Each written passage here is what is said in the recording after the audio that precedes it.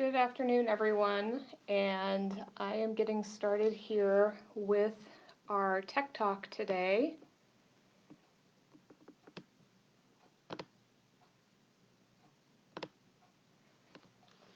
I think some people are probably seeing this and hopping on here. Today's topic is going to be smart online shopping.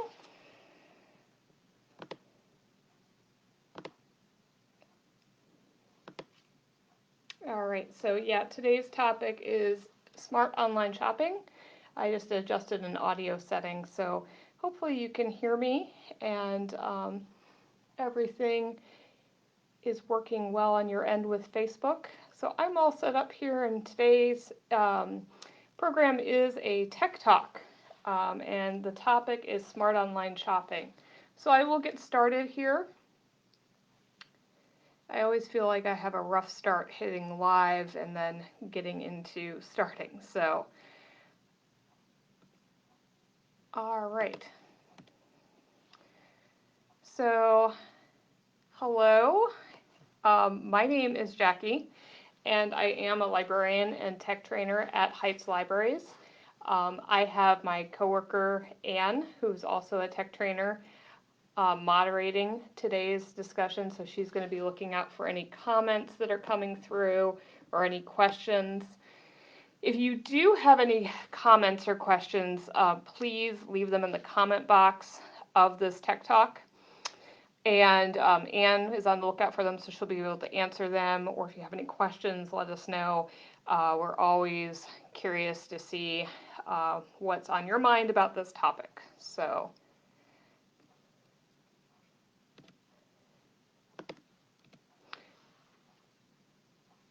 the other thing here is that we are coming to you every week with a technology program from Heights Libraries. We're alternating right now between Tech Talks, which are casual conversations on timely technology topics, and Appy Hour programs. And the Appy Hour programs, we focus on a specific topic and then tell you about different apps on that topic. And we've done all kinds of Appy Hours, from online shopping to library resources for ebooks. So we've been all over the place with Appy Hour and covering different topics. If you ever have a suggestion, again, leave it in the comment box below. So today's topic is smart online shopping, and I will get into talking to you about this. I felt like this was a timely topic just because it's December 2nd, and many of us are doing shopping this time of year with many holidays happening. And especially now with COVID and it's cold out, many of us don't want to go into stores, which is very understandable. And online shopping can just be a great, convenient option versus having to go somewhere to shop. You can have something delivered right to you. I would say another pro of online shopping is you do get an access to a wider variety of choices. Online, you can look at many different stores and many options for an item. Shopping online also allows you to look at reviews before you purchase, so you could be considering, a few different options of an item and look at reviews, which I'll talk about more in the future at the end here. The other thing with online shopping is you will find some good return policies. Like, they're really great deals. How can you say no to them in terms of return policies? So those are some pros of online shopping. Some cons are shipping costs. Again, that might be a pro. It just is going to depend on the retailer, whether they're offering free shipping or really inexpensive shipping. You do have to be careful. Some of them have high shipping charges, and you have to decide, whether you really want to pay that. So another thing is, online it can be hard to determine the quality of an item just by looking at it. That's where, reviews might come in handy. It can also be hard to determine the size of an item. So you do have to be careful. You gotta look at dimensions and stuff, and make sure you're ordering something where you actually think it's a certain size. You buy a wreath and this gargantuan wreath shows up and you didn't realize because you bought it online that it's huge and not just for your front door. Another thing online is you will find rip-off products and reproductions of things. So they may be selling it as a reproduction of an item, or even, saying it's a certain brand when it's not. So that's just something to be aware of as well with online shopping. And on bigger sites, sometimes you've got to really like dig around and do searches. It can be hard to find the item that you exactly want on those bigger sites. And then I would say the final con here is return policies. So return policies were a pro, they're also a con. Um, some return policies are great, some are not. So again, you just have to be careful with those return policies. So I'll hop right in here to just some things to be aware of and to consider with online shopping. The first one is when you're online shopping, only buying from reputable websites. So this would be like a well-known website like Amazon or Target maybe, or even, you know, another department store like Kohl's. So, you're familiar with all those websites. You might want to take a quick look that you're actually on that company's website. You're on, not some website that's pretending to be Amazon.com or Target.com. So you can just look around and, see how reputable the website looks to you. You can look at about information on the website, etc., like that. Another thing you can do if it's not a very well-known website to you is you could look at Google to find reviews for that website. You will likely find other customers' experiences with the website.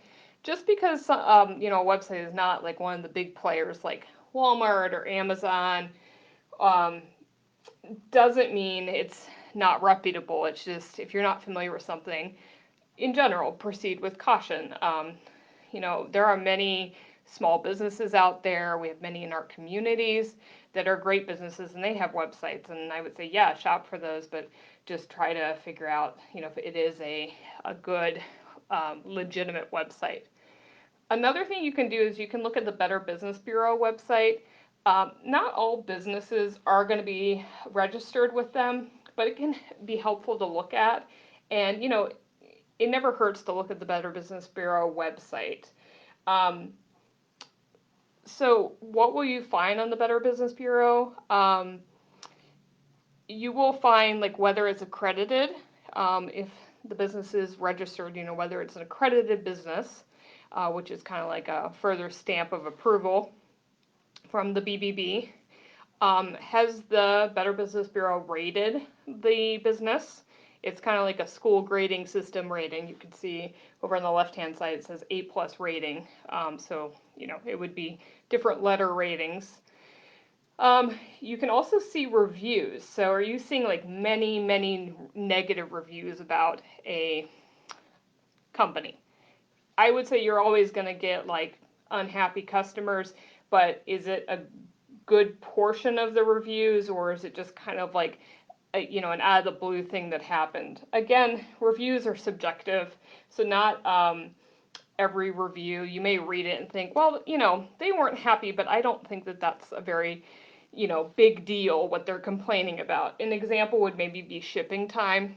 Not every business is operating at Amazon speed. Like it may take a business, a few days to package something up and ship it to you, and which, is not overnight fast, but it's, that's reasonable, I would say. The other thing you can find on the Better Business Bureau is scam alerts, so be on the lookout for those too. Next thing here is return policies. So I would say the rule of thumb, and I certainly do this when I'm purchasing something from a website where I'm not familiar with their return policy, is find that return policy on the website. Read it before you buy. It's like the terms of service. Know what you're getting into before you purchase something. The return policy will tell you the steps you need to take to return an item, the amount of time that you have to return something in. Some companies, it's very generous, like 30 to 90 days. Others, it's a very fast. You have to return it, within 10 days or something. So just know what that amount of time is. I would also look to see if there are any return shipping costs for you, whether you would have to pay return shipping or if the company will for a return.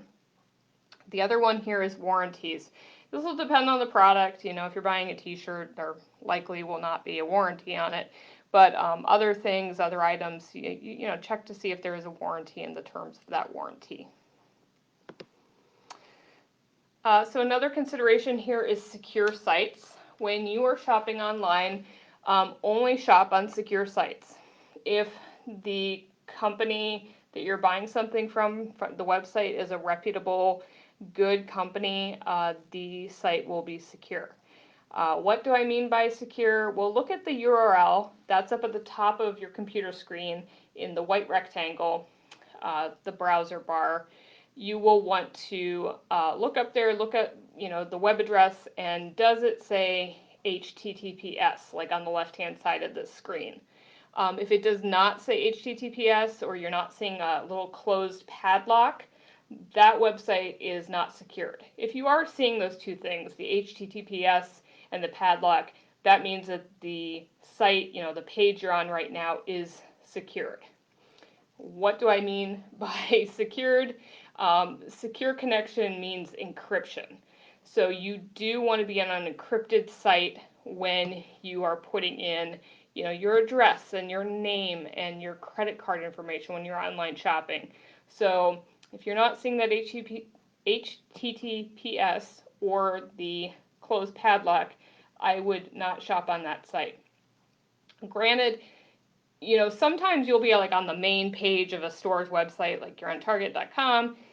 That page may not be encrypted, but where it's important is when you get to the form where you're filling out payment information and your address. You want to make sure when you're on that page that you are actually on an encrypted page, just to be clear. So I have this little graphic of what encryption means. And I like this one because it's pretty easy to understand. On the left-hand side where it says hello, I would say that's where you're on an online shopping website and you are filling in your information to pay and buy for an item. You click submit or you click order, and off it goes through the internet to the company. So when it's in transit, all of your information gets encrypted. It basically means it gets jumbled in transit.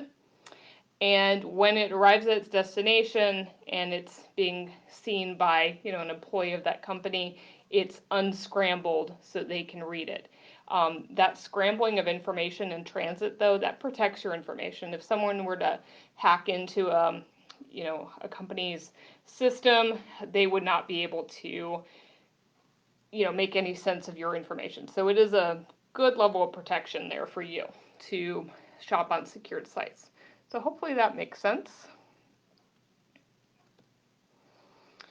So another thing with personal information, and this is just a good rule of thumb, is that a shopping website will never ask you for your social security number. There may be some other pieces of information too, like they would never ask you, but social security number is a big one. Why would an online store need your social security number? Well, they don't. That's the short answer there, is they don't. So that should be a red flag if you're seeing a shopping website that wants your social security number. I would never give that out. That said, there are some websites that will ask you for your social security number, not shopping websites, but a few examples here is a job application on a secured site, maybe a financial form or a school form. Again, if you're filling out those types of forms, look, is the site encrypted? Are you seeing that padlock and the HTTPS up at the top of your screen? That's good to check with those. But those are some examples of times when, you might need to put in your social security number. Not shopping websites though, so don't do it because that could be a big problem. Generally when I buy shoes, no one needs to know my social security number. So I will say that shopping sites, they are going to ask you information. They're going to ask your name, your address, shipping and billing, credit card information, email, phone number. So those are some things you'll often see on, shopping websites. But just giving you a heads up about like what not to give out.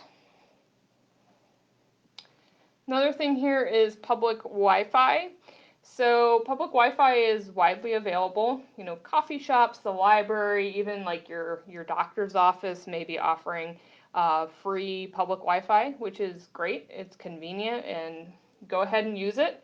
But if it is an unsecured network, which is common, no one wants to have to put in a password, when you're in a coffee shop for internet, so they won't have a password. Maybe it's more convenient. Don't shop, or do other sensitive activities on an open network like that. So if you are opening a public Wi-Fi network and it's not asking you for a password, that means it's unsecured. It just means it's much more wide open, and it is fairly easy to hack into a network, and someone can see people's activities, people who are logged in or, on that Wi-Fi network, the public not Wi-Fi network. So, and that really does take little expertise and equipment to do that, to get into a network and view people's activities. So, like I said, you don't want to be doing that on a public open Wi-Fi system, because you are putting in information with online shopping, like your credit card information. That's not something you want someone else to have. Okay. So that said, like if you do need to do something like that, maybe you're on a library computer, a really good rule of thumb, if you take nothing else away from this discussion, is always sign out of your accounts. If you are on public computers or a public Wi-Fi system, even on like your own phone, sign out of your accounts. So, you sign into email on the library computer, don't just close the browser when you're done. Actually click that sign out button, and that'll make sure that you are fully signed out of email, and someone who comes next won't inadvertently open your email and then have access to all of that information. Another thing here that you probably hear a lot about, but it is important, is a reminder to use strong, unique passwords on shopping sites. So when I say strong, unique passwords, what I mean is passwords really should be lower and upper case letters. Well, it should be a combination of these, so lower and uppercase letters, numbers, special characters like an exclamation point, or a caret or a pound sign, all of those that are on that top row of your keyboard, an asterisk, those are all special characters. You can even use spaces in a password if you want to. But yeah, a strong password should be a combination of all those. If you can avoid using words in the English language, that's helpful too. So really a password would be a random combination of all of those elements. Another thing with passwords is trying to avoid using personal information, like, that could be easily found. Like maybe your password is your daughter's name and her year of birth. Well, those pieces of information could be guessable, or someone might be able to find them on a social media site, etc. So I'd be careful with using personal bits of information like that in passwords. And every site that you have an account really should have its own password. And I realize that is a challenge, that we have so many passwords in our lives, and it's like, how do you even manage all of those? How do you remember all of those? I know it's a struggle for a lot of people. So my one suggestion for today is think about setting up a password manager. Two well-known good password managers are LastPass and 1Password. So LastPass and 1Password. LastPass is free. You could of course upgrade and pay a small amount per month for the the upgraded version, but it is free. 1Password would be $2.99 per month. So also a small fee if you prefer to use 1Password. How password managers work Um, Essentially, you can store all of the passwords for all of your online accounts in the password manager's vault. And that vault has one very, very strong password. So to unlock the vault that has all of your other passwords, you have to have that one extremely strong password. So the password manager is going to have really high standards for what that password is to get into your vault. But the pro is once you set this up and you have all your passwords in the vault, your password manager will remember passwords to all of your accounts and fill them in for you. So suddenly you're not having to remember your email password or your online shopping password for a certain site. It's stored in the vault and the password manager is filling them in for you. So that is one way that you can try to, have unique passwords and then also be able to remember them is by using a password manager's, you know, service like that, like LastPass or 1Password.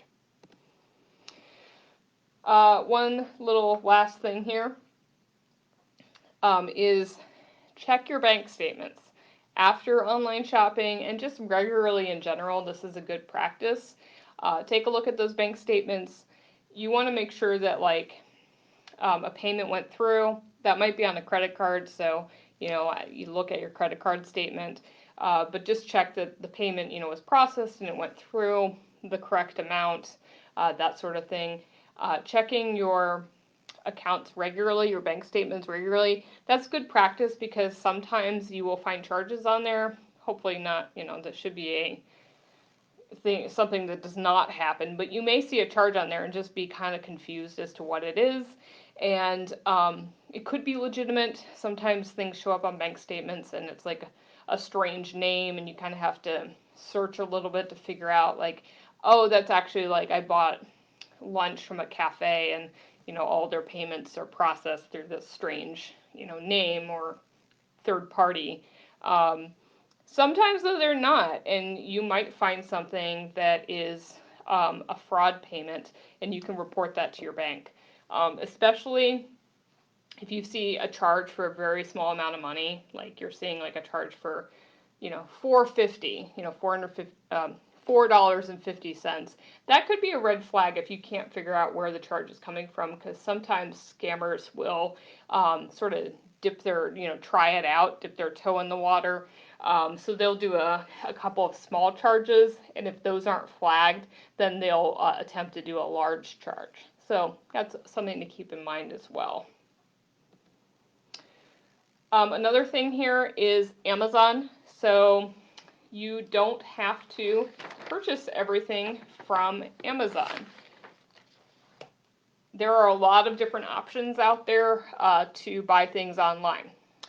So you can certainly buy things from Amazon, but you have choices. And I will say there are so many great small businesses in Cleveland and Ohio, nationally, even internationally. So this could be an opportunity, shopping online, to support those small businesses. I'll also say that this is a great time you could support local bookstores. We certainly have local bookstores in Cleveland Heights, and you could go on their website and do forms of online shopping, whether that's like Apple Tree Books or MaxBacks. That's an option as well to not buy the book from Amazon, buy it from a local small business bookstore. I know that I've been taking advantage of buying chocolate and doing local pickup with Mitchell's chocolates, and so that's a good way to support small business and also shop online. So that's my tip for you this December is start shopping at Mitchell's Chocolates. So with Amazon, there's a few things going on. It's so convenient, it's so great, but at the same time, there's issues on Amazon with fake reviews. So with fake reviews, there are false reviews on there. Our product may be so highly rated, but not all those reviews may be actually coming from people who bought the product. They may be coming from people who were paid to write a review for a product. So there is some of that going on Amazon. So that's something to be aware of. Another thing is that Amazon uses third-party sellers. So it allows third-party sellers to sell on the Amazon site. So the quality of the items and your experience will vary based on the seller. Sometimes it'll be great, sometimes it'll be okay, sometimes it'll just not be good at all. You might get a product that is not as described or doesn't work. It may be fine. Just be aware that there are those third-party sellers. Another thing that you can do, and I actually frequently do, I think my coworker Ann does as well, is you can check the original company's website and purchase there. So you're trying to buy some Bob's Red Mill flour on Amazon, and you're thinking, I just wonder, how it's being sold on Bob's Red Mill, their website. So you go straight to the company website and you discover, oh, hey, it's the same price. Or maybe it's less, or it could even be just a bit more. But depending on how you feel about it, you might think, well, it's a tiny bit more, and I would be supporting the company locally. Bob's Red Mill, with my purchases, not having to work with Amazon and Amazon getting a cut of their profit. So that could be a good thing to do. You're supporting directly a business like Bob's Red Mill. Like I know that Bob's Red Mill is employee owned, and they're very good quality products. So look at directly at the company's website, because you might find they have a deal going on that you're not seeing on Amazon. It might be the same price and free shipping, so why not just go directly to the company itself? So that is my suggestion there with thinking outside of the Amazon shopping experience solely. Another thing that I want to tell you about is a couple of ways that you can save money, and these are legitimate. I've used Rakuten. I've had other coworkers who have used Honey, so they are a good way to possibly save some money. So with Rakuten, you can go on there and find promo codes that are currently being offered by a online store, and so you'll be able to use a discount code. The other thing is you can get cash back from shopping on certain stores. So Rakuten will be offering, on Target today, if you click through, on the Rakuten website or use the browser extension, you'll get like 2% back from your purchase on Target. And it's legitimate. Quarterly, I get checks in the mail from Rakuten from that cash back. It's not a huge amount of money, but every cent helps, right? So I like Rakuten quite a bit. Honey is a little different. You do not have those. You don't have any cashback option on Honey. Honey is also just a browser extension, so it's an extension that you would install on your internet browser, like Chrome, Google Chrome. Whereas Rakuten does have a browser extension, but also has a website. So sorry for backing up there. Honey does allow you to find coupons as well through their website. Honey also allows you to set up price tracking. So if you are tracking the price of an item, it will allow you to set up that price tracking and then get alerts for it, which is handy, if you want to just wait a little bit before you buy something. So both, like I said, both of these are legitimate, and I think it's worth repeating, because if you don't already know, coupons online is just a great place to, unfortunately, find scams. So there's just a lot of not so great websites that have supposedly legitimate coupons on their sites, and they're not legitimate.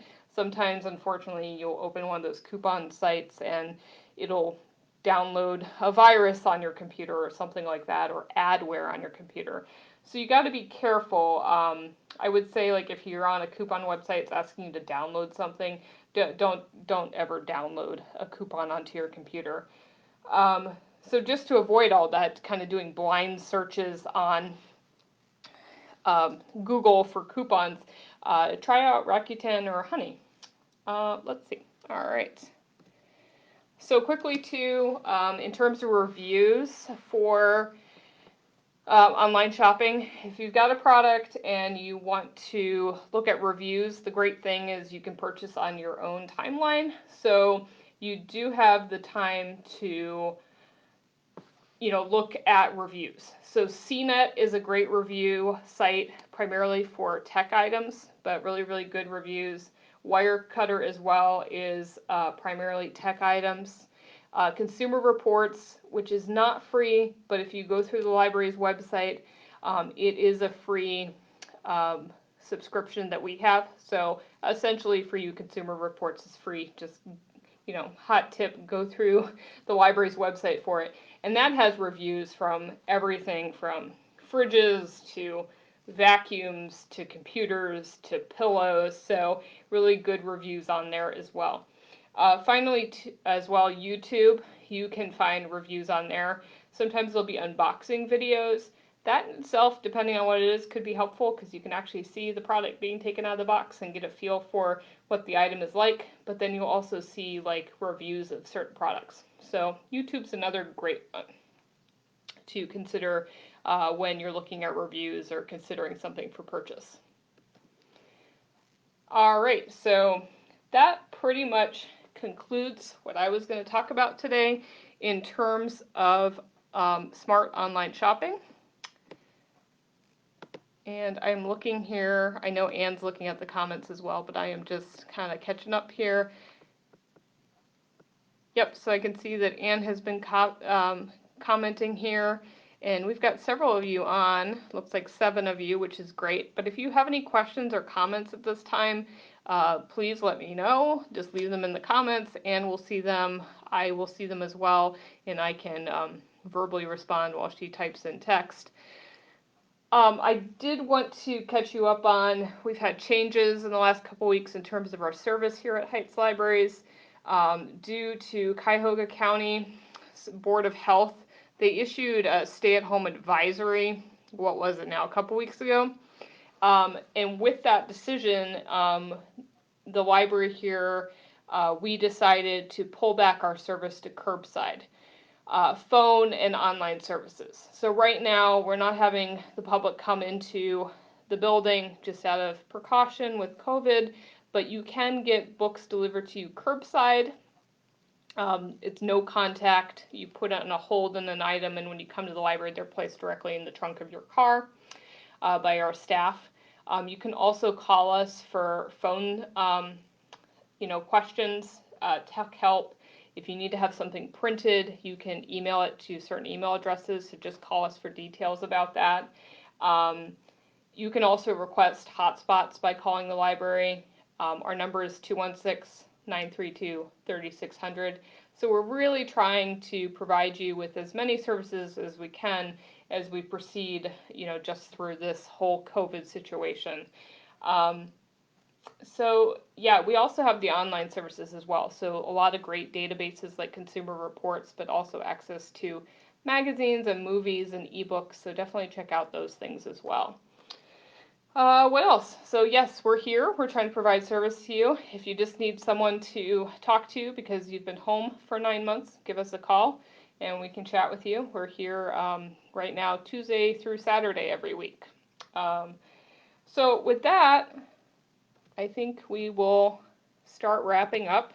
I'll give it just a question, a little bit of time if anyone wants to leave a question in the comment box below your viewing screen.